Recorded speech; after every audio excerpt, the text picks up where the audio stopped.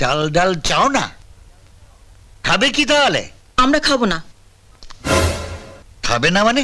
মানে আমরা সব অনশন ধর্মঘট করব। অনশন ধর্মঘট?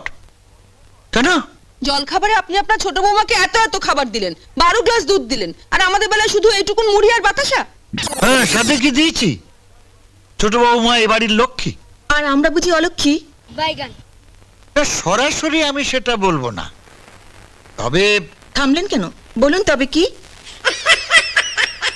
তোমরা দুজন এ বাড়িতে বউ হয়ে আসার পর আমার ব্যবসায় লোকসান যেতে শুরু করেছে। আর ওই সুজয় বিজয় তোমাদের আঁচলের তলায় থেকে ব্যবসায় মন দিতেই পারছে না। ছোট বউ আসার পর কি উন্নতি হয়েছে শুনি?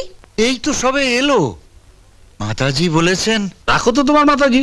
ঠিক আছে ঠিক আছে, এবার তোরা বলতো কতদিন অনশন করবি বলে ঠিক করেছিস? যতদিন না আমাদের ওরকম 12 প্লেট করে। পাগল হয়েছ?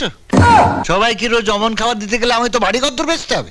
তবে আজ থেকে আমাদের অনশন চলছে, চলবে। চালিয়ে যা। অনশন মানে তো উপবাস। উপবাস করা স্বাস্থ্যের পক্ষে খুব ভালো। শুনিস নি?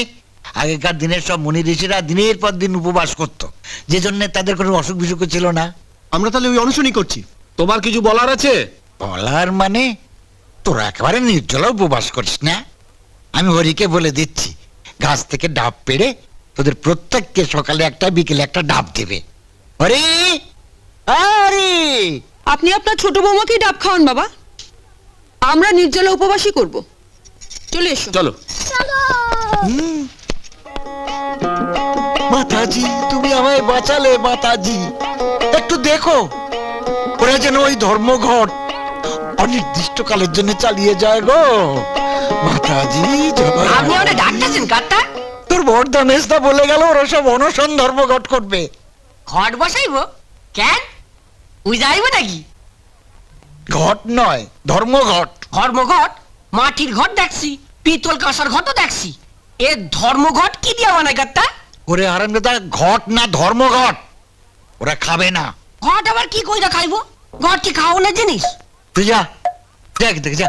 আপনি যে তবে হরি হরি কইরা ডাকলেন? আর ডেকেছিলাম, এখন বলছি যা, দেখে যা। কি খামু? কি খামু মানে? এই যে কইলেন খা, কি খাবো? ঘাট? উফ,